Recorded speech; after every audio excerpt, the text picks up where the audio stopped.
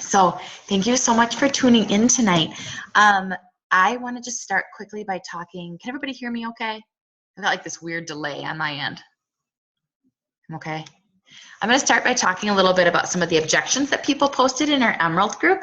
And so I've got my phone here and I'm going to read them off there. And then I will also type up what I would say, just because I think sometimes it's nice to have something to kind of cut and paste and go off of. Let's see. Let me pull up our stuff. And we'll talk a little bit about objections and then answer some of the questions that you guys have or that anybody had in the group. So let's see. Okay, first one is price. I'd like to do it, but $140 is way too much. And first of all, I made a video on this in Team on the Run. So if you haven't seen that, go check it out because I think that helps a little bit. But basically, a few things with the price objections that I find is, first of all, don't apologize for the price. I found that when I first started, I used to do that because when I first started, I felt like $140 was way too much too, right? So it's okay to admit that, but what I don't want to see you guys is say like, oh, I know, yeah, it is really expensive, I'm sorry. Because then you're just giving them an out right there, right? You believe in the product and you believe in the value of the product because you've all invested in it. So I think you need to go from there. So backtrack. And yeah, I totally feel where you're coming from because when I first started, I also thought $140 was way too much. Now I realize, and then talk about the investment and all that you get for your $140. You basically are getting a trainer. You're basically getting help with your diet. You're getting accountability. You're getting 30 days of a meal replacement, and you're getting DVDs that you get to keep forever and coach that you get to keep forever. So really, when you think about it, $140 is not that much to spend, especially when you consider that you get all your money back if you don't like the program, right? So for most people, I really, truly believe that it's not so much the money issue, it's that they don't see the value in investing in themselves. They don't want to spend $140 on themselves. Feels like a lot, right? And they're probably spending $140 on all sorts of other things that have nothing to do with their health and fitness because that doesn't feel like a luxury to them, right? But spending $140 on your health feels like a luxury. So we really need to work to shift that mindset of you felt the same way. So you feel where they're coming from. I call it feel, felt, found. You feel where they're coming from. You used to feel, you felt the same way, but then you found, and why did you find it was worth the investment? And talk about it and talk about ways they can fit it into their budget. What are some extra things they could cut out to make room for this? They're not going to be wasting money on a gym membership that they don't use, which a lot of people do spend money on. Maybe they're not going to be going through Starbucks every day, okay? Because they've got this shake. So figure out a way, talk about it honestly, but don't go in apologizing for the price. Always lead with the price first, after you get into discussing what their goals are and what your group is going to look like and all of that, and you really took the time to listen. Then when they ask how much it is, lead with the price of the challenge pack. Because if you start with the price of the program and then say, or you could spend $140, no one's going to want to do that, right? So lead, the cost of my group is $140, and this is what you get for that. And talk about how amazing it is and the value of it and how it's changed your life. And then if they come back still thinking it's too much, figure out a way you can work within their budget. If they still think it's too much, then do what you can to get them in the group, period, right? If it's a sampler pack of Shakeology, or if it's just doing the DVDs or whatever it may be, because for some people it might really be a budget issue, but usually you get a good sense of whether it's really a budget issue or whether it's a value issue. So I'm not the one who's going to talk something, be creepy and talk someone into spending money they don't have, but overcoming the price objection, usually you can overcome it before it starts by discussing the value of it and all they get for their money. And getting them engaged in their why and in wanting to be in the group before you go to price. Does that make sense? Does that help at all? And usually, if they really, really, really are insisting And I know that it's a real budget issue, and I still get them in my group. Eventually, they're going to figure out a way to make it work in their budget. When I first started, for reals, I did not have $140. And the challenge pack I think I did was insanity. It was like $220. And that was, I mean, literally insane. I did not have $220 to be spending, but I made it worth my investment because I believed I was worth it, and I believed I would get the results. So talk to them about that. Just be you, be honest. Connect them to their why, because if their why is worth $140, it's worth more than that. Okay, I have this other shake that's $20. Yes, you're gonna get that a lot. Well, I get the shake from Whole Foods, and it's really amazing, and it's only $20. Sorry, my throat's super dry. So what I think is a rule of thumb with that is you don't want to put anybody else's shake down. We know that what they're drinking is probably crap, right? But if you come in on the defensive like that, well, that shake's not Shakeology. It's probably filled with artificial junk and blah, blah, blah. Well, then they're going to be on the defensive too. So you don't want to tell them that this amazing shake that they think is awesome is crap, even though it probably is. So I'd be like, that's a great price for a shake. I'd be so curious to know, you know, does it have XYZ in it? Is it a meal replacement shake, or is it just a protein shake? Does it replace your daily vitamins? Are there any probiotics in it?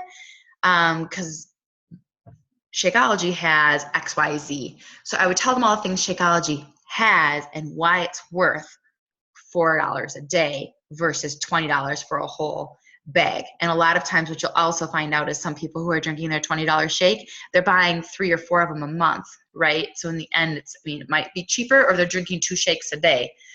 So they might not really be saving that much money when they look at how much of it they're consuming versus 1 shake a day. So I'd really try to dig into what their shake is without putting it down. Be like, that sounds really interesting. I would love to know how it compares to Shakeology. And it's okay to ask them to try Shakeology for the 30 days of the challenge, and then they can go back to drinking their $20 shake if they still like it better. Most people are not going to like it better. But most people just don't know. And to inform them a little bit on what Shakeology is and that it's not just a $20 protein shake will help. If they're really ready to invest and they realize that they're going to get a great price on Shakeology when it's wrapped up with the DVDs too. I've gotten videos before but have never used them, is another objection I'm reading here. Yes, and I was that person. When I bought my challenge pack, I got in videos before and I never used them. Well, why? Because I didn't have that accountability piece. Because I bought them from Amazon or from Target and nobody cared if I opened them. So you need to talk about the difference. When you join your challenge group, you are there to support them every single step of the way and make sure that they do use them. And if they try them and they don't like them, they can return them. Okay?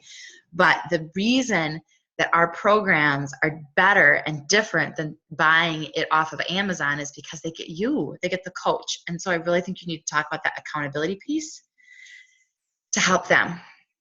And if any point you guys want to cut me off. I'm just buzzing through these and I will write up responses too. I'm not in good shape. I don't think I can do it. Yes, anybody can do it. There's a modifier. As long as they move their body, they're fine. And I get that excuse a lot, and it's an excuse. It's just that. It's people. I was that person too. I was so out of shape when I started my first challenge group that I puked the first time I did Insanity. But I kept doing it, and sometimes I had to follow the modifier, and sometimes I didn't make it all the way through the week workout. But you know what? I still got results. As long as they're moving, they can do it. And also remind them with the accountability group, they're not going to be the only one in there that's out of shape. Everybody has to start somewhere. And again, feel, felt, found will really help because all of us can relate to doing some sort of workout that's way out of our comfort zone, right? And so you're going to help them through that. And there's always a modifier. They can go at their own pace. There's coaches on our team who have been working to lose 100 pounds. And if they can do it, your challenger can do it too. And so you can say that, or my mom is 66 and she did PIO. She can do it by following the modifier. Our challengers can do it. So you just want to encourage them that they can do it. They've just got to connect to their why. And it keeps getting easier as they get better. I do CrossFit or run or do yoga, etc. So I run into that a lot because I'm a runner. And so I definitely run into some of my running buddies, literally run into them.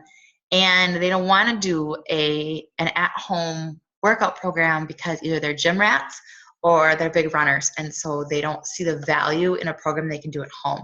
So a lot of times I find that the missing link with my gym rats, my people who already have a really awesome exercise plan in place and are already accountable for themselves, is the missing link is usually their nutrition. And so really try to hone in, and the reason they're probably contacting you is because that they're maybe not seeing the results that they want, or they want better nutrition. And so really hone in on the Shakeology piece. And then if they're already going to buy a bag of Shakeology, they're going to get a program for like $10. So why not have it at home to do on your rainy days where you're not going to get out and run, or to do on a day you can't make it to the gym, or just to try something different. I also like to emphasize to my people who are like really dedicated to just one kind of fitness is that that's how I got injured as a runner, is because I was just focused on one type of training. And cross training is super important. So you might want to dig into a little bit into what exactly their workout routine looks like, because for some people who are gym rats, they've got a really great variety and they're really doing strength and cardio and yoga. But a lot of people are going to the gym and doing elliptical for like 30 minutes 3 times a week, and that's their like hardcore routine. And of course they're not seeing any results. It's not going to get anybody results. So you don't want to tell them that, but you kind of want to dig into like, okay, well, what does your routine really look like? And how could you fit this program that you're going to get with your Shakeology basically almost for free? How could you fit this into what you're already doing to make your results even better? And a lot of times those people who are spending money at the yoga studio or a CrossFit or a runners, the price is not the issue for them, because they're already investing in their fitness and probably a lot of money in their fitness. But usually the issue for them is that they love what they're doing and they think that it's like the be all end all. And it's not. You know, a lot of runners that I know run a ton and think they can outrun their fork, and they have a lot of work to do in their nutrition and they're not doing any strength training. So I think in a kind way, try to get to the bottom of what exactly they're doing and try to show them how this could fit into their routine. And don't be afraid to ask in Team on the Run, because we definitely have some people in there who are CrossFitters and marathon runners and teach fitness classes, and they are going to be great resources for telling you how to talk to those fitness junkies who are hesitant about at-home workouts. I have back pain or knee pain or shoulder pain. Yeah, and that, always remember that we're not a doctor, and so you want to always tell them to refer to their physician or their, physical therapist or whatever. Don't promise them a cure with the program, but kind of depends on what it is. We've got low impact programs. So depending on what it is, again, they can follow the modifier, they can work within their limitations to meet their needs. So I'm going to move on to more objections. I can't do those crazy workouts you do. Sure, you can. Anybody can. Again, get them focused on their why and tell them that this program is for all fitness levels. And if it's something that feels too crazy, if you do have someone who needs to lose 150 pounds, then maybe insanity is not where they want to start. Okay, but maybe 21 Day Fix or P90 or the New Country Heat, maybe that's where they want to start and then work their way up. So you can help find something that's perfect for them and really encourage them to follow that modifier. They don't have to be crazy. Connect them to their why, and reinforce that there's going to be other people in the group who are also not at their optimal physical fitness, or maybe you're not even at your optimal physical fitness, right? I mean, I'm not. There's definitely areas I can improve in. So talk to them about that. I like going to the gym, or else I won't stick to it. And again, talk to them about that accountability piece. And even the people who like the gym, I think that there's a value for at-home workouts. And some people are really, really good about getting to the gym and, like I said, varying their workouts and really know what they're doing. But a lot of people, like I used to be, I don't know if anybody else used to be this way too, but I'd pay $60 some a month to go to the gym like twice a week and do the elliptical. So yeah, I liked it, but I didn't really see the results I was looking for. So talk to them about how this could fit into their gym routine. And a lot of the programs that we have have a live gym version, you know, so Turbo Fire has Turbo Kick, and Pio has Pio Live, Insanity has Insanity Live, P90X has a gym version, Size has a gym version. So if they could get introduced to a whole new world of their gym too, but have a way to do their workout at home for busy days. I don't have time to run my own business. And I did make a video for this for Team on the Run, but none of us have time to do this business. Come on. That's just an excuse. Nobody in this group has time to be on this call right now. You're making the time. So you don't want to say that. You want to say, you don't have time. I don't have time. But I just want to say, just tell them the beauty of this business is they can work it on their own time. Okay? If they just want to get their discount on the shake and not build a business at all, they don't have to put any time into it. If they want to build just enough to pay for their shake, they could do that in a half an hour a day. If they want to make this their full-time career, they're going to have to put in a little bit more time, but even that, eventually they could get to a place where they're making a full-time income with part-time hours like I am. So none of us have time. And I would just tell them, again, feel, felt, found. Yeah, I feel where you're coming from. I felt the same way because I'm so busy with XYZ. But I found that I made time to work my business 15 minutes here and 15 minutes there. And there's no pressure to do anything you don't want to do or to put more time in than you want to.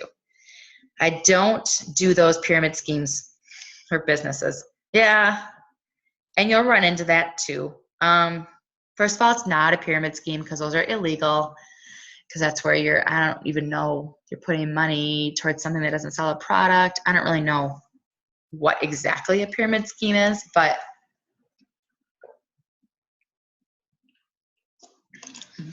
multi-level marketing, network marketing, I mean, it is a legitimate business model. It's an unusual business model to a lot of people, and they feel uncomfortable about it. And I would just let them know that Beachbody has an A+ rating with the Better Business Bureau. It is a legitimate business. We are selling a product rather than selling it through the shelves of Walmart. We're selling it through representatives, and you have unlimited earning potential, but it is not a get-rich-quick scheme. It's not a scam.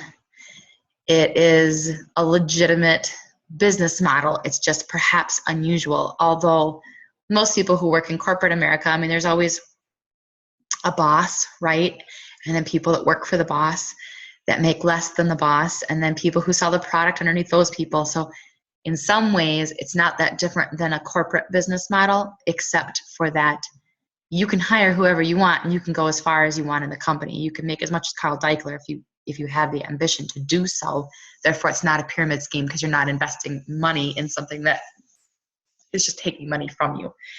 But I would just talk to them about, I think a lot of people, I'm kind of rambling now, sorry. I think a lot of what makes people really uncomfortable with MLM is because most people know somebody, or most people themselves have had some sort of negative experience with a multi-level marketing. Like either they invested a whole bunch of money to sell candles or lotion and it didn't go anywhere, and then they're embarrassed to try it again, and their spouse got annoyed with them because of all this Mary Kay inventory that they ended up having to throw away and the business fell apart, right?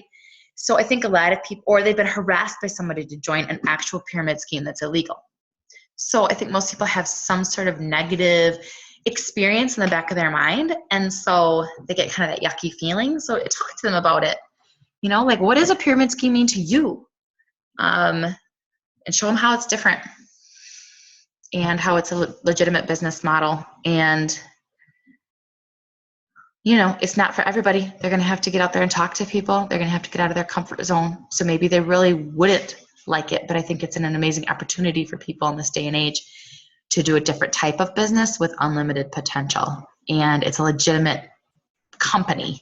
So I think I talk to them about what the company is, because again, not a lot of people have negative connotation with MLM as a pyramid scheme, but like not many people hate their Mary Kay lady, right? I love my Mary Kay lady. So it's because they have a positive connotation with that company because it's been around for a long time and it's got a good reputation.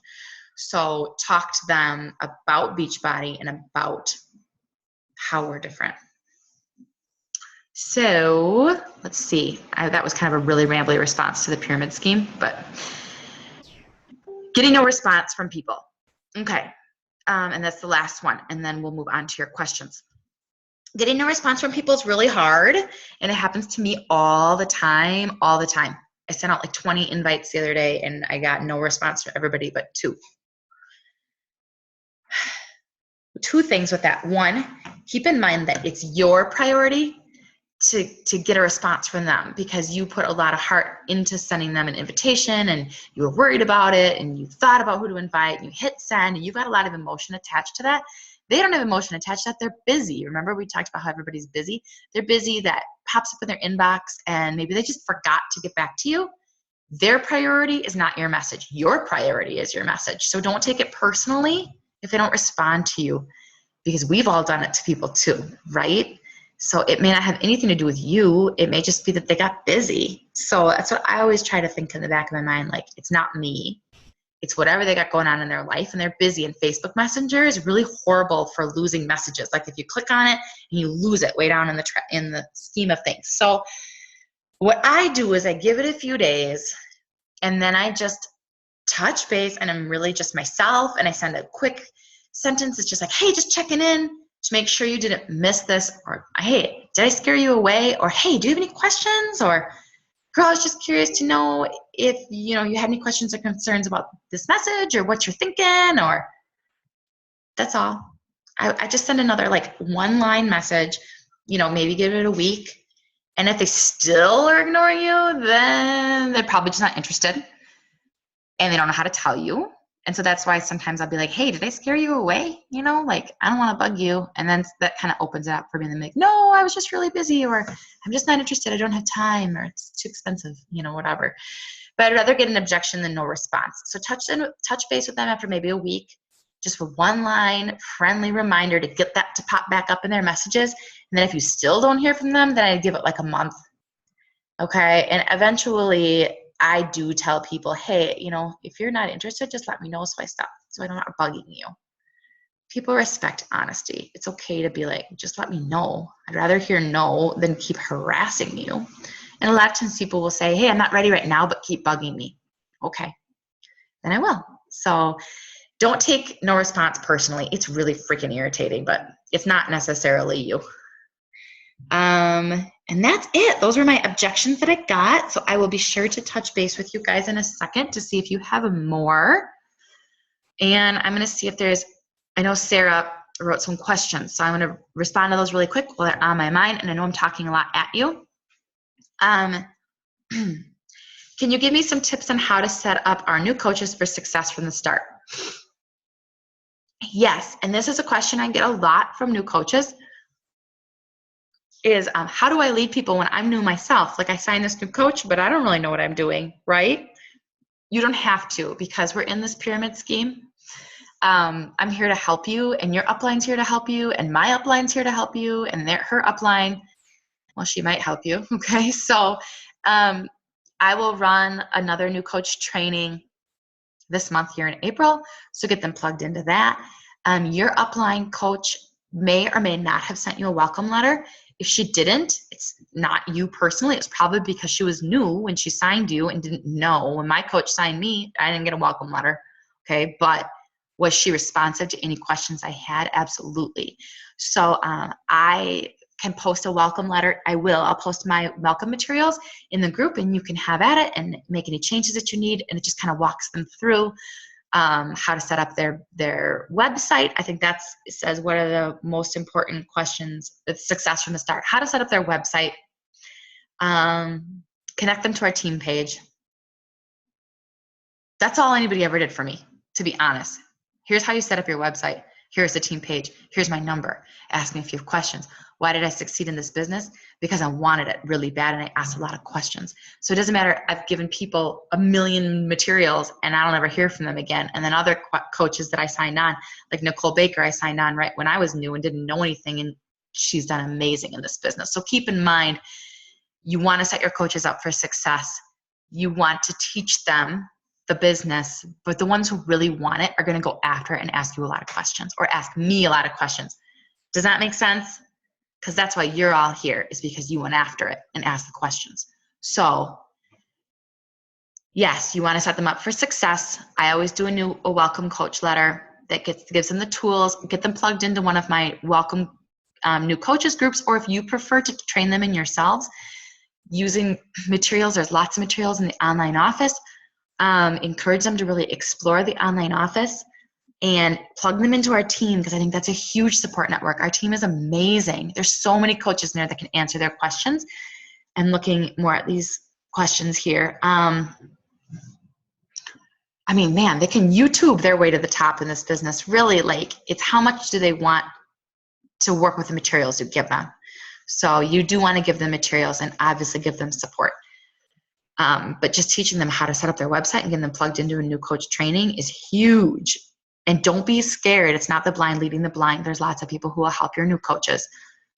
Specific files you could share with them. Yeah, I'd send them a welcome letter. I would teach them how to get acquainted with the online office, because that's really overwhelming for people, and just how to set up like their automatic payments to their bank account, and the resources to look for. The 7-day quick start's another good file. And again, this is all in a new coach training, whether it's mine or Megan's or Tracy's, or whoever does the online training. I'm looking at all the different coaches I have in here. Whoever, even if your upline's doing it, it's all the same stuff for the most part. So it's really helpful. It really encourage questions and schedule a get started right call with them to figure out exactly what they want out of the business and how you can help support them. And I'm happy to be on that call too with you at any point. Just let me know. Do I give all the info to someone who decides to sign up for the discount? Absolutely. I sure do. I treat them like any other coach. Okay. I don't ask them. I just add them to the group. If they don't want to be in, they can leave. And I tell them that, okay, but I'm like, I'm going to add you to the group. And I'm going to send you this welcome materials. I know that you're not wanting to build a business right now, but I want you to have all the information you need. Let me know how I can help. I don't always schedule a get started right call with my new coaches unless they desire one, or my new discount coaches. If they've really expressed that they just want to work the discount, I don't necessarily schedule a get started right call with them unless they really want one. But I surely give them all the materials and I put them in the group. And why is that? Because I really think we have to be careful about labeling coaches as discounting discount coaches as just there to work the discount, because I've got some really, really amazing coaches on our team, like Sarah Klepp. She's amazing, and she was a discount coach with me for like 1.5 years before she ever did anything with the business. And what if I hadn't added her to the team page? She wouldn't have been able to connect and known the success people were having. She wouldn't have been a part of that community. And a lot of times discount coaches will just be fly on the wall for a long time. And then all of a sudden they'll be like, hey, I want to make some money doing this business, at least enough to pay for my shake, right? So get them plugged in, because you just never know. Same thing for the coach that you think is going to be the next superstar diamond, who you plug a ton of time and energy into and drag along the whole way, and they do nothing. So you can't make assumptions about what someone's going to do with a business. You've got to be there to support everybody, give them the same materials, be a wealth of information, and realize the people who are really going to go for it are going to go for it. And if they run, you run. And if they walk, you walk. And just meet them wherever they're at, because you just never know. People will build a business that you won't expect to. And what leg do you put a discount coach on? And last time we talked about strong legs and weak legs, and we can still talk about that. And like I said, anytime, and I can definitely have a one-on-one Zoom call with you, or just answer questions through a private message too, to look in the online office and tell you which is your weak and which is your strong. But rule of thumb, you want to put a discount coach on your strong leg. Now, like I said, do you always know who's going to be a discount coach? No. Because your discount coach could end up being a superstar diamond, and your coach that you swore was going to be a superstar diamond may do nothing. And so then you've got them in the wrong spot. So, oh well, like, it just is what it is, and you can't stress out about it. But definitely, I think you want to stack your strong leg with discount coaches as much as possible, because if they're going to stay a discount coach, they're probably going to be bringing in 90 PV a month if they're on Shakeology HD. 90 PV a month is lovely, but you need a whole lot of discount coaches on your weak leg to really be pushing that volume through, because you need twice as much on your weak leg as on your strong leg. So I tend to try to put workers on my strong leg and workers on my weak leg and discount coaches on my strong leg, if at all possible. But again, you don't always know what someone's going to do. So like two discount coaches to one working coach. Strong leg to weak leg is usually a good balance, but it's a crapshoot. So I don't know if that helps at all with that question. So I've just talked a whole bunch at you, and I feel bad because that was a whole lot of talking. And I hope that it was beneficial, but I will type up these answers too so you can have a file. Let me open it up to you guys for questions or objections or anything that's on your mind. Angela. So one question I have, if somebody has an injury, are there any other low impact programs I should be recommending other than PIO? P90. Okay. Not P90X, not the extreme, but P90, it hasn't been like a super, super popular program. I did do I've done a couple challenge groups with it, but he designed it for, Tony Horton designed it for people to take the extreme out of P90X. So it is definitely, it's a challenging workout, but it's a really good workout to recommend for people who are really overweight, or people who have struggled with an injury, or people who are older. So I think that that's a good one. And, it's still going to provide a good challenge, but there's a lot of modifications they can make it supposed to be fitness for everyone. So I think that's a good one. And I think depending on what their injury is specifically, Country Heat might be a good one too when it comes out, because that program was specifically designed, I'm plugging in my computer, sorry, for people who have a lot of weight to lose, and you don't have to get down on the floor at all. It's all standing. So that could be a little bit easier on the knees than up and down and up and down. And PIO is good because it's low impact. I have found that if it's someone with a shoulder injury, bad news. It's a lot of work with your shoulders. And I've actually had a couple people get injured their shoulders with PIO. It's a lot of shoulder work and not a lot of stretching that area. So I think that PIO is really, really great. I recommend it a lot for runners who have injuries with like their IT bands and their hip flexors and stuff like that, because you're really stretching those legs out and it's not putting a lot of impact on it. But it's upper body. If your upper body is your injury, you're going to have to modify a lot because you're planking so much. So P90 is a good one. Slim and 6 is not a bad one either. It's really old school though.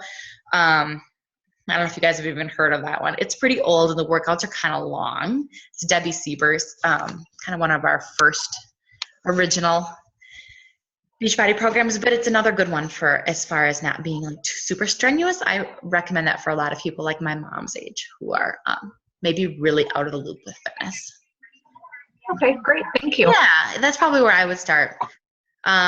Size again is also, it's hard, but you're standing, right? So again, if they've got a lot of issues getting up and down off the floor, if they can just keep moving, that's not a bad one either. But P90 and PIO tend to be my go-tos. Great question. Other questions, guys? Don't be shy. You can unmute yourself and just holler at me.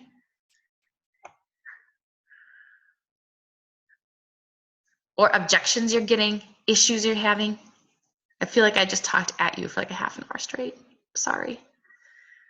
Cynthia. So I guess I have a question, because one of the things I struggle with is on Facebook and adding people. And I mean, you only know so many people, right? You're only in touch with so many people. So at what point do you say, yeah, I'm going to add this person, or I'm not going to add this person? That's hard. Okay, so I used to be a lot more shy about adding people, and Amanda really encouraged me to like stop thinking about it, just press send request, right? So I guess if there's somebody who you feel like, if you ran into that, my rule of thumb is like, if I ran into them at Target, would we say hi or like chat at all? Or like, do I know them through a friend of a friend? Like, would they recognize my face if I friend requested them? Or am I going to seem like a total creepy pyramid scheme lady, right? So I'd say 9 out of 10 times, I just request them. Like, what's it going to hurt? If they really don't want to be friends with me, they'll deny my request. But if I really feel like I'm stretching, like it's a friend of a friend of a friend of a friend, and they're not going to know who I am, and I met them one time, like years ago, then I feel like I'm just being kind of creepy. Does that make sense? So just don't overthink it. Just request them. You're going to have to broaden your audience. And if they really don't want to be friends with you, you might run into a couple haters who think you're doing it just for business purposes. So be forewarned about that. But usually I just request them. Anyone else here have advice on that as far as expanding your network? It's scary. It is scary, for sure. Mm-hmm. But I would say, I know one place I started was just like expanding people like from high school or college.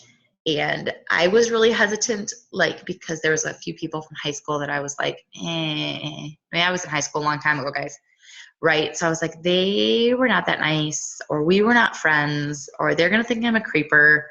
And you know what? There's a couple of them that are on our team now, that I wasn't particularly great friends with in high school, or some of my like most loyal challengers are women I graduated high school with who we were not friends in high school, but now we have a ton in common.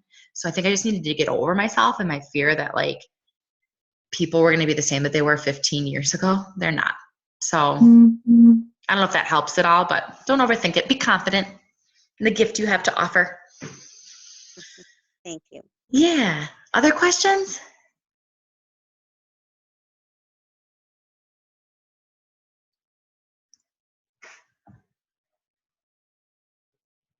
I love that she's in the car on the way back from Canada. Like, that's hardcore.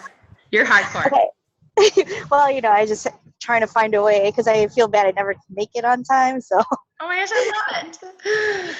but yeah, I have a quick question. So, one of my friends used to be a discount coach, Mm-hmm. and she stopped. But then, so I was wondering because if she does decide to become a coach again, because she always talks to me and has questions and stuff.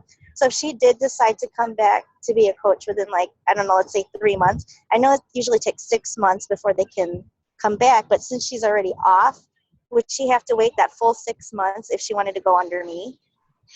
Was she a coach under you originally? No, she was not. Yeah. So if you have a coach quit who's under you, which does happen, right? Most of us have had coaches quit. If you have a coach who's under you and they decide to re-sign back up, which also happens, they can sign back up like the next day. If they're under somebody else, they have to wait the full 6 months. Okay. So she could sign a spouse up. Okay. Is one way to do it. Sign a spouse up under you if she really truly just wants her discount. If she thinks she's going to build a business, then she gets into a sticky situation signing her spouse up, because then she's going to be building her spouse's business and she's not going to get the recognition when her spouse hits diamond or whatever.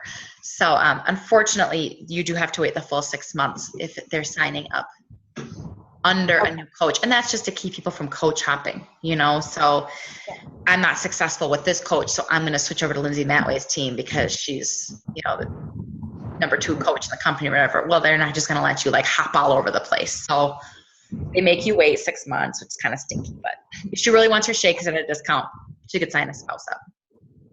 Well, she kind of stopped with the shakes because she said she was one that was having health issues with it. Like she was getting remember, like how sometimes they say they get gassy and stuff with that. Yeah. She was one of them. But then she started talking to me about all the different kinds of workouts that we do. So like I did 21 Day Fix and Pies and Pio, and she was really interested in that. But apparently, like her team didn't give as much information as our team does. That's why she's always coming back to me asking questions. Right. So I'm thinking, so she is interested. That's why I was wondering, like, okay, well, if she does come back, because like she just got off an injury and she did stop, but then it sounds like she wants to come back. Oh, well, hopefully she does. So figure out when her start time could be, Yeah, that's what I was trying to do. And just encourage her that, our team would provide her a lot of support, even with the shakes and feeling gassy or feeling yucky on them. I think sometimes people don't even know how to guide someone with that, and we could guide her with that, Okay. Yeah. Every other day, vegan formula, Right. Okay. Yeah, she was just interested in the other programs. I'm like, you should really think about it because you've got good questions. She should. Yeah. So she's got to wait 6 months, but from whenever she quit officially, to find out when that is. All right. Thank you. Yeah, you're welcome. Other questions, guys?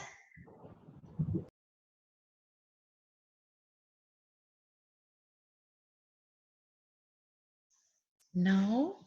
I'll double check. While you're thinking, I'll double check in our group. I've kept you for like 43 minutes, so maybe 40 minutes because we started just a hair late. I'll check in our group and see if there's anything in there that.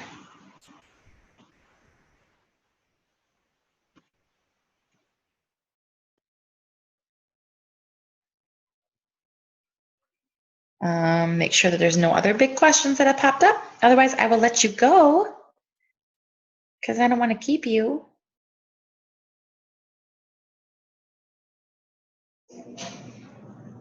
I don't see any.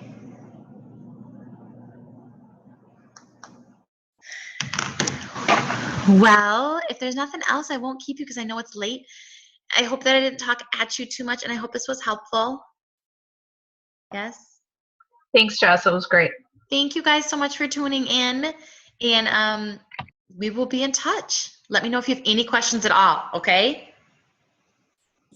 All right. Thank you. Thank you so much. All right, bye, ladies. Have a good night. Okay, bye.